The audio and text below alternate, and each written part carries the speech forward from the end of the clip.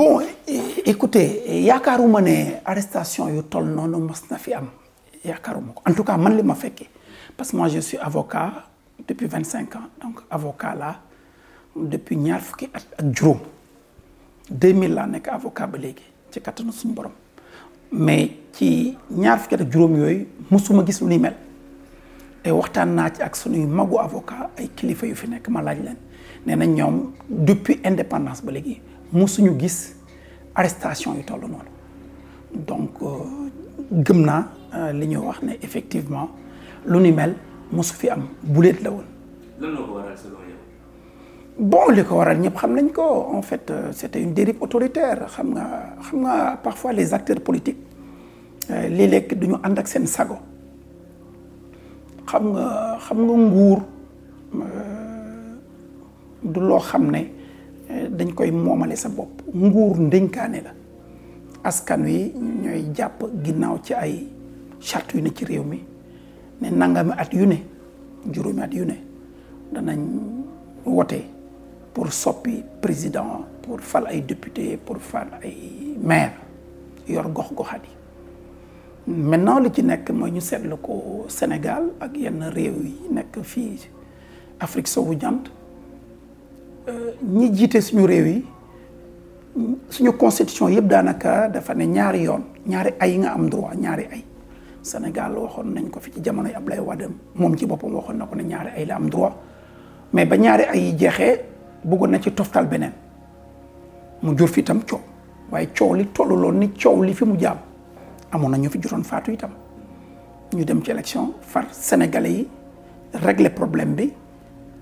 joxuñu ko li mu bëggoon folli ko waaye gis nañ ne ki ko remplacé jàngatul dara ca la fi xewoon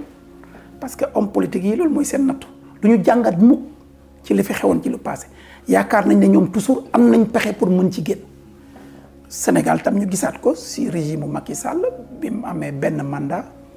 ñaareeli mandat bi waroon nekk bu mujj nit ñi di ko laaj bii mooy sa ay bu mujj waaw mbala déet mu ne bon xamaguma du ma wax waaw du ma wax déet nii oui nii non lëntal xelu nit ñi waaye boo ko càmbaree ba ca biir da doon wure pour xool ndax mën na amaat beneen ay donc def na ay pexe ba tey mais askan wi jóg taxaw société civile bi taxaw une certaine presse taxaw homme politique yi ñenn ñi taxaw mais loolu du fi am donc loolu bi loolu amee nag mooy taxawaayu askan wi pour ne nañu respecter charte réew mi mooy ku ne ñaari ay nga am droit ci la coow lu yooyu yëpp jóge arrestation yi am parce que nguur gi fi nekkoon moom bëgguloon dégg lool et citoyens yi acteurs politiques yi jàppoon nañ te mooy dëgg itam que c'est une question démocratique donc loolu kenn waru ko nangu maintenant kon que nguur gi fi nekkoon moom gisewuloon ko noonu mu utiliser dooleem mooy doole bi ko askan wi dénk pour noot askan wi jéem ko noot jéem leen a toroxal di dóor di gaañ ñenn ñu faat leen donc loolu bëgg nguur bëgg saxal bëgg wéyal nguur moo indi loola bëggoon saxal seen nguur moom rek a indi lool waaye bu nekkoon ne waxoon nañ ne ñoom mooy ci jiitewoon réew mi Macky Sall que mandat bi 2 lay yem mu jeexee foofu jéemul ut benn pexe ci ab acteur politique boo xam ne dafa ràññeeku woon mu di Ousmane Sonko pour jéem ko faagaagal loolu yëpp du fi am maintenant bi mu ko defee askan wi itam fippu parce que lu jaadu la ci démocratie kon ka ñoom respecté wu ñoon aussi mënuñu xañ askan wi mënuñu leen tere askan wi fippu donc ñu jaay doole askan wi loolu indi arrestation yi ku wax ñu arrêté ku wax ñu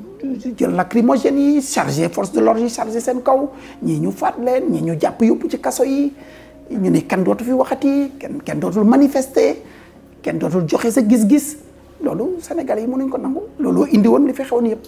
bon li am na ay violence xam nga torture ak violence bokkul torture beneen niveau la am na quand même man benn cas yu torture bu ma xam benn laa xam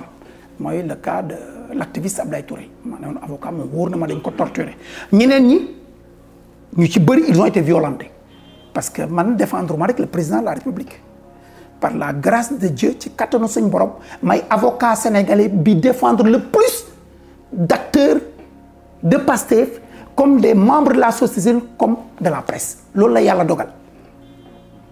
mais gis naa ba tey ñu ñëw ak ay gaañu-gaañu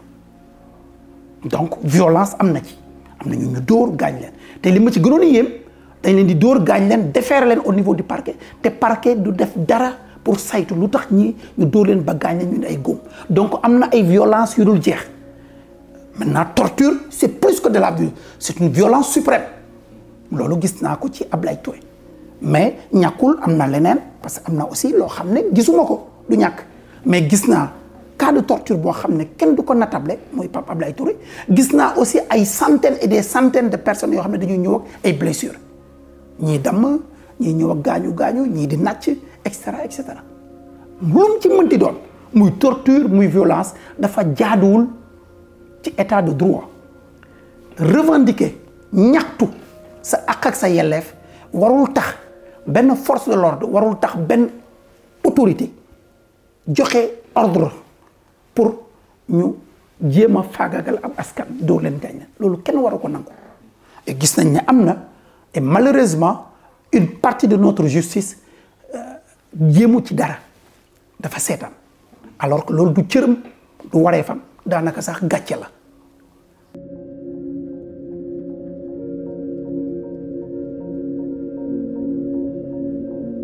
Bon, écoutez, la loi d'amnistie ñëpp xam nañ ne dañ koy utiliser dans des situations politiques dans des situations de crise pour pacifier mais man mosuma d'accord ci loi d'amnistie générale bi man mosul ma ci d'accord du li ma gënal li ma d'accordoon mooy ñu amnistier ñi nga xam ne dañ leen tëj kaso ay junni sénégalais yoo xam ne defuñu dara ñooñu dañ leen war a amnistier mais mënuñu def amnistie générale ñi santaane tayef boobu ñi santaane ñomme bi ñi dóor ba gaañ ñi raylu ñu bàyyi leen loolu c'est une prime à l'impunité cette loi quelque part consacre une impunité donc loolu d'accord ma ci man li ma d'accordoon mooy amnistie pour ñi jàppoon te defuñu dara ñooñu dama d'accord ñu amnistie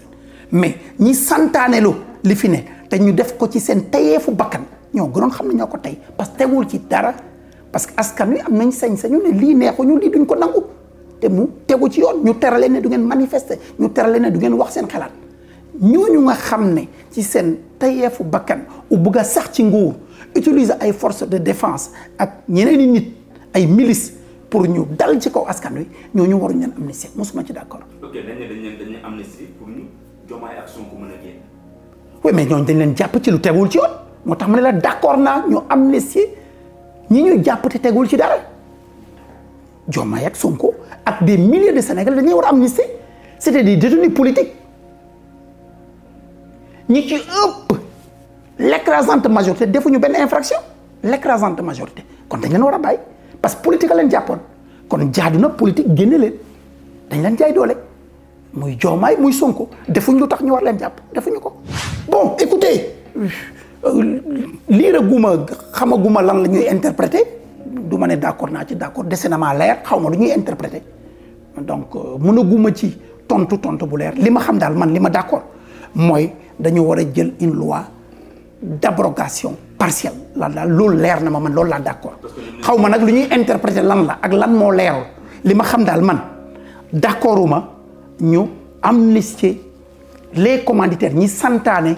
li fi xewoon ñi santaane woon jàpp yu tegul fenn ñi santaane woon dóor nit ñi ba gaañ leen ñi santaane woon torture ñi santaane woon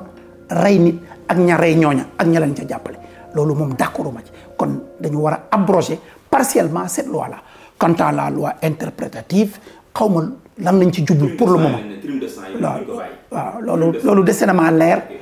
gisaguma texte bi pour xool ko donc mënaguma ci addu xaw ma lu mu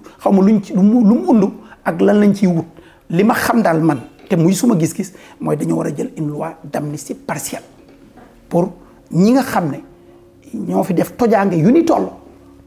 ñooñu yoon topp leen parce que yoon daf leen war a topp pour lu mel noonu bañ a amati ci réew mi parce que réew mi aussi dañoo xaw a tàmm benn mbir à chaque fois bu amee ay enjeux politiques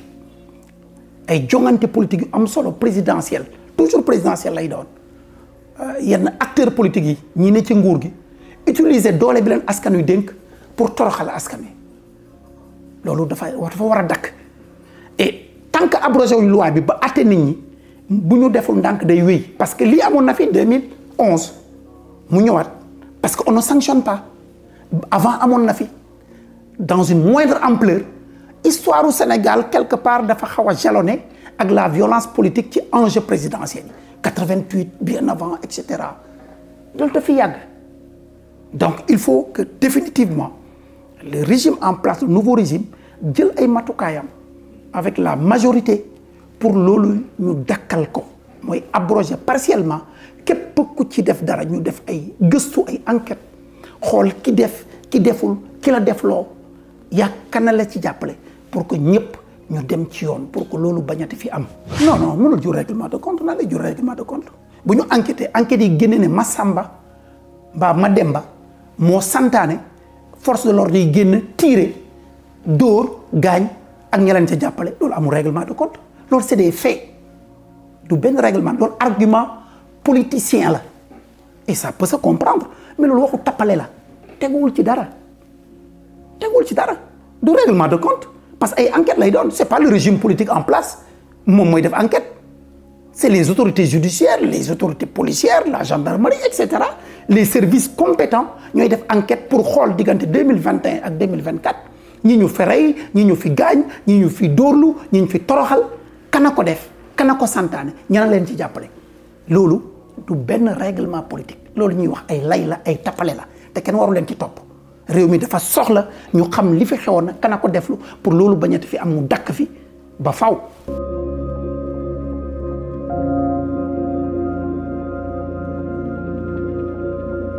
non du question parewul moom déclaré wu na déjà ne du candidat mais da doon manœuvrer il continue dans ses manœuvres pour ut ku mu yaakaar ne mën na nekk un bon candidat bu ko mën a wuutu ci lim yaakaar que dina am majorité loolu calculam la c'est le fruit de calcul da doon calculer da doon wure homme politique kenn mën na ko tere wure mais dafa am loo xam ne kenn du ci wure parce que day tojum réew musiba la loolu mu def waru ko def sooy wuree nga wuree sur des questions tactiques yu sur des questions sans incidence majeure loolu mën nañ ko comprendre mais mbiru élection présidentielle ñu fixé calendrier nga ne da nga koy dàq dafa am jeexital dafa am impact bu grave bu mu am ci doxalu réew mi te jot nañ ko dund finalement le conseil constitutionnel a pris ses responsabilités mënoo ko mais loolu mu doon jéem musiba la loolu kenn du ko foyee il faut que ñi ñu dénk réew mi ñu xam ne dafa am loo xam ne duñ ci def des manœuvres politiciennes c'est trop sérieux pour ñu ciy fo avec teyu réew ak ëllëgu réew kenn du ko foyee maintenant sur d'autres questions à la limite on peut comprendre même si c'est pas acceptable mën nañ comprendre mais élection présidentielle dañ koy dàq le non-respect du calendrier républicain loolu kenn du ko foyee le calendrier républicain doit être respecté sauf extraordinaire peut-être réew mi nekkoon ci guerre et cetera te loolu amu fi à partir de ce moment-là il faut que acteurs politiques yi ñi ñu dénk réew mi ñu xam ne le calendrier républicain kenn du ko foyee dañ ko war a sanctuariser et pour man c'est le message que le conseil constitutionnel a donné pour dire ne lii du lu ñuy foyee kenn du ko dàq sa mandat jeex na takkal say bagages. corruption bi nga waxoon ci conseil constitutionnel bi nag. waaw loolu xaw ma dara parce que aw ma preuve ba tey loolu wax la woon bu ñu fi nekk donc mënu ma ci tontu parce que xaw ma ba tey aw ma ci preuve gisuma ñu ko doon wax ñu indi ci firnde xam nga tuumalaate moom ci espace politique loolu seen jikko la donc du ma ci sori parce que aw ma preuve man avocat la il faut ma am des éléments factuels concrets yoo xam ne mën naa ci sukkandiku pour wax ci mais pour man c'est du bluff waxu kasaw la jusqu'à preuve du contraire ba bañ may woon firnde ne effectivement am na sinon je ne prends pas ça au sérieux.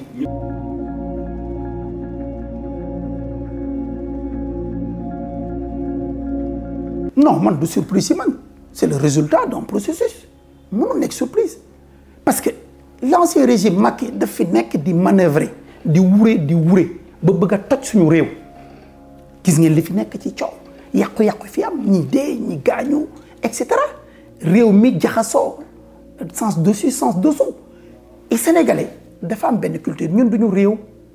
duñu peuple bu ragal maintenant dañu nekk réew moo xam ne dañu bëgg jàmm ba boo dégloo dañu naan lu dul jàmm ko gën ñun jàmm la ñu xam sénégalais jàmm jaral na ko lu ne il est prêt à faire toutes les concessions pour am jàmm mais boo xamee ne caaxaan jeex na nag ku mën a jël responsabilité ba te xam na waxtu wam koy jëlee dès lors que élection yi s'était fixé ba mu leer conseil constitutionnel tranché na Macky n'est plus candidat les sénégalais n'ont plus estimé nécessaire di génn ci mbedd yi d'ailleurs après kenn génnatul parce que xam nañ dañuy yeewu régler ko démocratiquement donc pour bañ jiixi jaaxa ils l'ont réglé au premier tour c'était prévisible parce que dañ naan duñ leen mayaat sax occasion ñuy jéem a defaat d'autres manœuvres donc les Sénégalais ont sanctionné les turpitudes du régime passé seen ñaawteef seen doxalin bu bon seen caxat-caxate alalu réew mi fooyee jàmm réew mi bëgg a fooyee suñu constitution loolu la Sénégal yi sanctionné au premier tour carte rouge lañ joxe parce que bu nekkoon dañu dem deuxième tour dañuy joxe carte jaune dem deuxième tour mais ñaawteef fi toll na foo xam ne ils ont donné carton rouge direct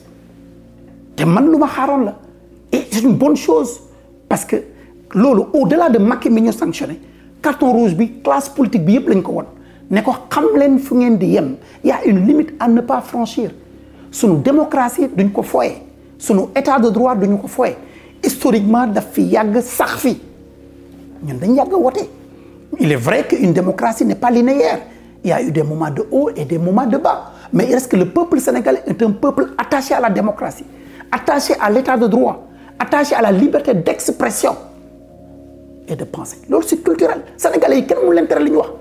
même jamono yi Senghor da nga doon dégg muy wax rajo Kankan nit ñi dañ doon dem ci grand place yi mu naan rajo Kankan et alors que parti unique la woon sénégalais kenn mënu koo noppiloo c'est culturel li mu bëgg a wax li mu xalaat daf koy wax donc c'était logique moi je m'y attendais ça n'a pas été une surprise oui mais écoutez comme ils le disent dans le slogan Diomaye mooy Sonko Sonko mooy Diomaye Sonko c'est le leader le plus populaire c'est le leader charismatique moo choisir et les gens ont suivi c'est pas surprenant d'ailleurs le slogan wane na ko bu baax seen slogan Diomaye mooy Sonko Sonko mooy Diomaye donc à partir du moment où moom moo tànn candidat mooy diriger parti bi yor mbooloo mi joxoñ leen fu ñu jëm c'est normal ñu voter Diomaye ça ne pose aucun problème ndegem dans des joutes électorales bu ngeen demee second tour la nit di joxe des consignes de vote ñu respecté ko à fortiori benn parti boo xam ne son leader ou même ses leaders parce que Sonko mooy le leader mais Diomaye était le numéro 2 et d'autres des ministres etc des maires ont été arrêtés donc quasiment les leaders les cadres du parti les leaders du parti globalement ont été tous arrêtés kon c'est pas surprenant que le patron politique le président Sonko bu ne voté leen Diomaye kii le numéro 2 ñëpp dem dans ce sens c'est pas une surprise c'est pas une surprise et puis le peuple sénégalais aussi en avait marre de l'ancien régime dañ ci doyaloon sëkk dañ ci doyaloon bëgg a nekk seen jàmm ak seen tekkaaral à partir de ce moment-là man du benn mbetteel ci man lu tax mënuñ ko topp amul ku ñu mënul topp président de la République leen rek nga ko mën a toppee ancien président au président haute trahison c'est au régime en place c'est à l'État de dire tel acte tel autre acte tel acte pour ñun ça constitue de la haute trahison